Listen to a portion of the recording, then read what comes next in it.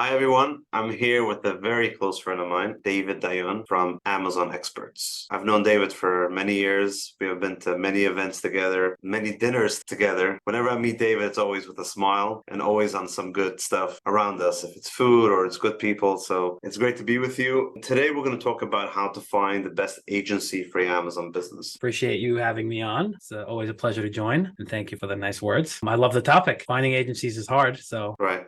let's definitely open that one up. Yeah, I think it's a very important topic because there's so many agencies out there. Some people say great things about agencies, some people don't. So the question is, if you are growing your Amazon business and you feel like having the manpower that you have in your office does not give you the value that you need to be able to grow your business, then you need an agency to help you with that. So I would say my first question would be, what factors do you need to look at and consider when you need an agency? Meaning to say, like, I need help. When do I need an agency? And if I need an agency, what are the factors that I have to look for in an agency? Good question. First thing I'm going to mention is there are many factors. And I think ultimately every agency has what makes them special and what they do right. And every business, I should say, really has what makes them special and what they do, what their strong points are. Something that's very important is it's not, when you go dating, right, to find your bashert, not everybody is going to be for you. And there's a concept of having a conversation with the famous shadchan, right, and telling them what you're looking for and what they, might know somebody that fits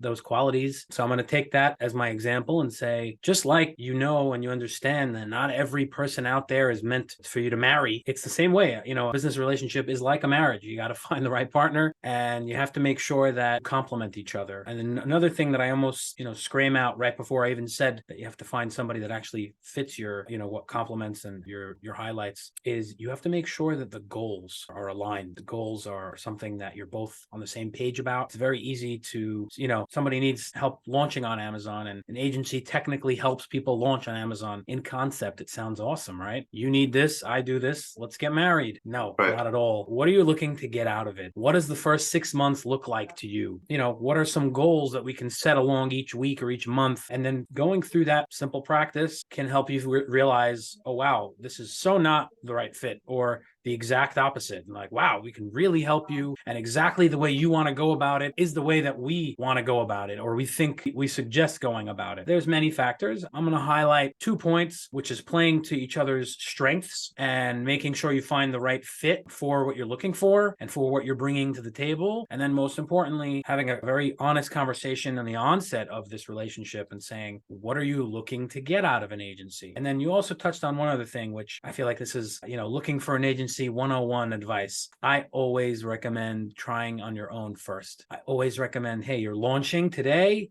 Don't sign up to an agency today. Sign up to an agency in a few months. First, begin by just getting your feet wet and figuring out for yourself how do things work. Because if you can do that, then not only will you understand what this whole business entails, but when you have that relationship and you are going to find that agency that you trust and want to work with, you'll understand what they're up against and what exactly you're hiring them to do, as opposed to do Amazon, just do it. Just make me money. I'll give you products and you just take care of the rest. No, figure out what it actually entails, the measurement of how much inventory to send in. Of course, you have to make sure that you use tactical logistic solutions when you're getting that inventory in. But that's another conversation.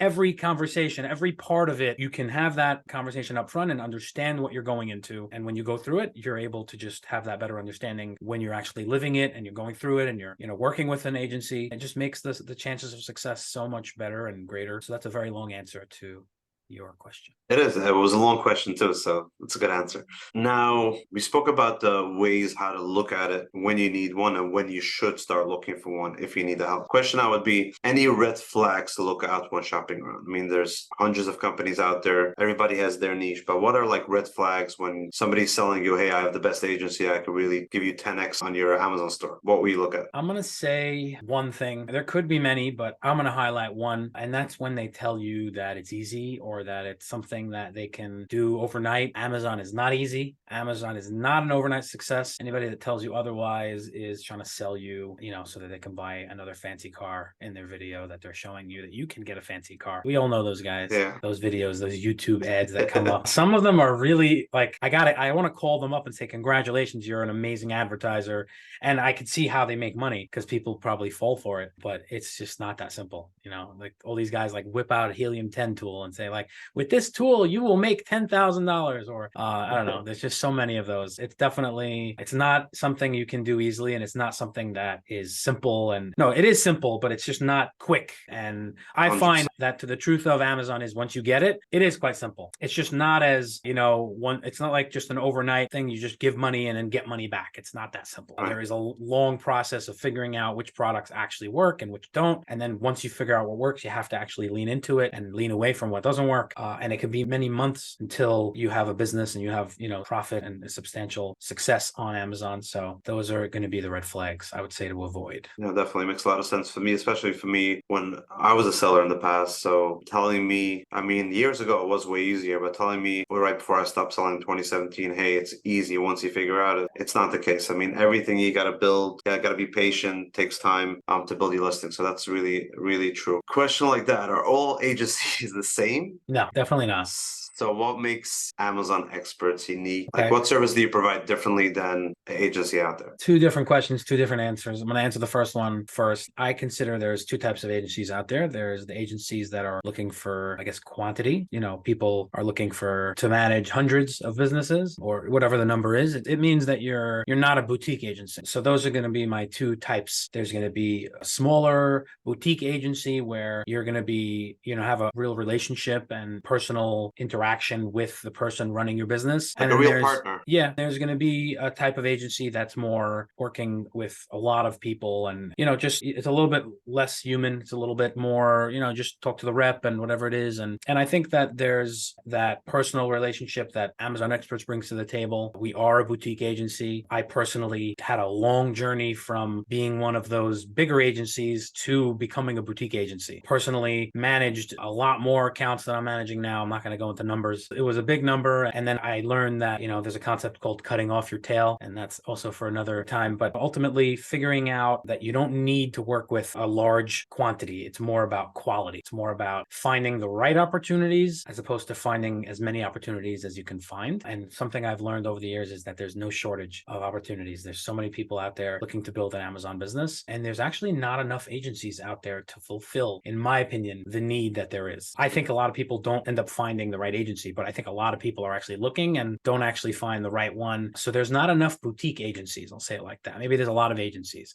and maybe the bigger agency model is not necessarily the right fit for everybody, and then again, if you're going on the boutique level, there's only so many people that they could work with. So I do really believe that. The second question you asked about what makes Amazon Experts unique? Like, what are you different than the services you asked about. Right, exactly. Yeah, there's the unique part is there's mainstream versus boutique, and that's you're in the boutique side where you actually have a partner and you have a relationship with the customer. Now, like what on the service level, what is service level? Yeah. So for that, we've had that journey of figuring out that we're not for everybody. We also will say no to somebody, just like they'll say no to an agency. We feel like it's a mutual conversation. And if we feel that the fit is not there on either side, both sides have to want to work together. So we realized that, and it's been a long time. It's been 5-6 years since we adapted that model. And I guess when we adapted that model, we simultaneously rolled out another model of our business, which is for the mass, which is basically listings, building storefronts. Listings, I'm just generalizing, but that means images or content or enhanced brand content, A+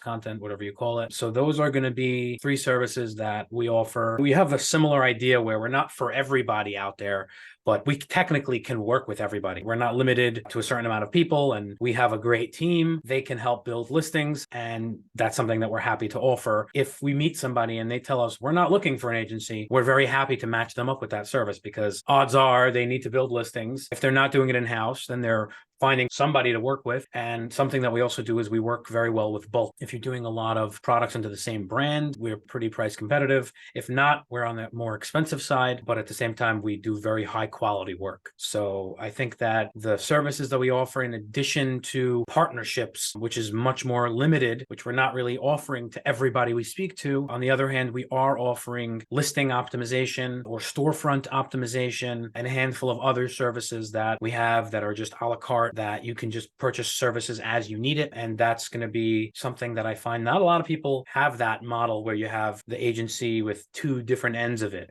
Ultimately the management side of it is our main bread and butter, but I'm very proud of the work that we do with our listings and our storefronts. super cool? I'll go on a little more detail on a listing. How is like image optimization a game changer? Like, what does images do if you do a solid We don't image? have What enough is time it? for that one. We don't have enough time for that one. I'll try. So image optim. I mean, you're giving me a really easy one here. So image optimization is when you're shopping in a store and you hold the product up in your hand and you look at the packaging in the the back and you see the ingredients and you see the the call out points and on the front of it that say like the three things that they want to communicate to you about why you want to buy the product, or you can even take some people open the package and feel the product, all that stuff that happens. I don't have to tell you why that helps you make the sale. So when you're virtually shopping on a computer screen, you don't get that chance to inspect the product further. The pictures you show are the pictures that the customer gets to view and analyze and read and digest before they get to choose, buy, or move on to the next guy. Everybody knows that Amazon, the shopper who's on Amazon is such a quick, from search to checkout,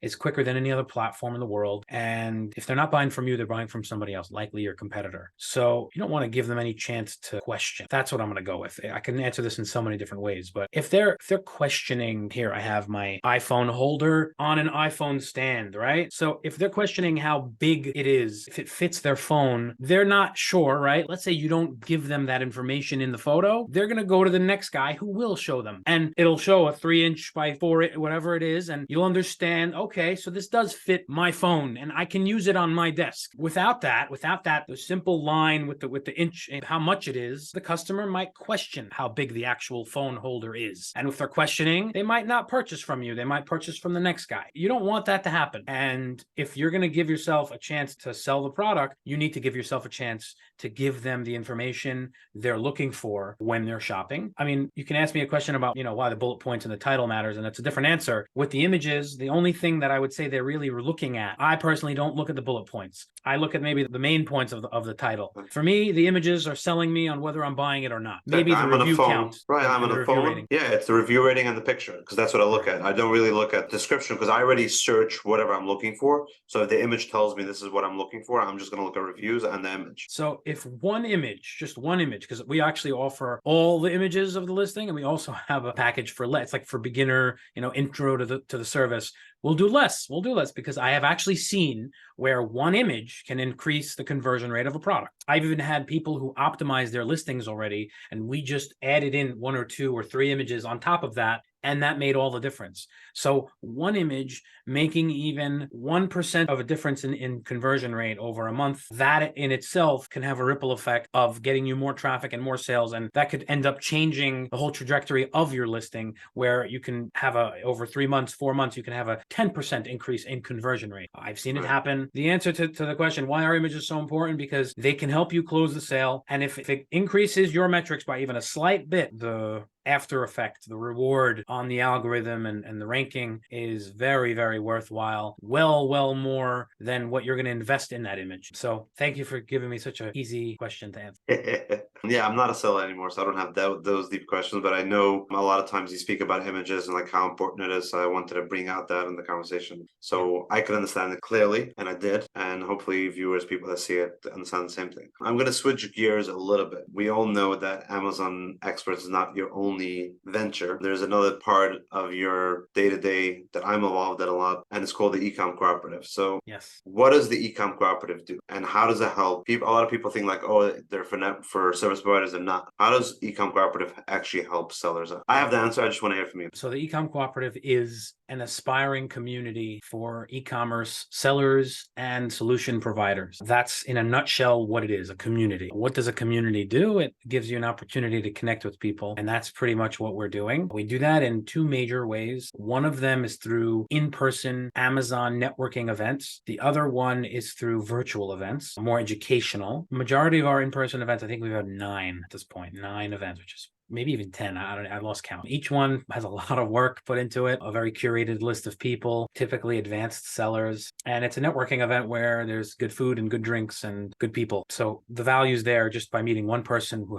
can have one conversation who can help you increase your business. That's the whole reason why we do that. Virtual events are more, started and rely more on the education part of things, where, you're sitting in your office and you have an hour and a half webinar where there's 5 or 6 experts on a specific topic talking about it. You can can join for the whole thing. You can join for a part of it. You can join for the question and answer portion afterwards, where you can ask these experts anything you want. And then there's a bunch of other unique opportunities that we try to curate over the year. And over, we've been running the Ecom Cooperative for close to 3 years now. So it's basically that opportunity to connect with, if you're a seller, it's an opportunity to connect with a solution provider or another seller. And if you're a solution provider, then it's a very nice curated list of people coming to these events, coming to these webinars in this community. And ultimately it's to help you grow your brand of whatever service you have, and the company behind it, and your name and the recognition behind your company, hopefully get you some business and give you the opportunity to get some honest feedback, all those things, all of that. And it's still something that we haven't quite figured it all out yet. We're definitely still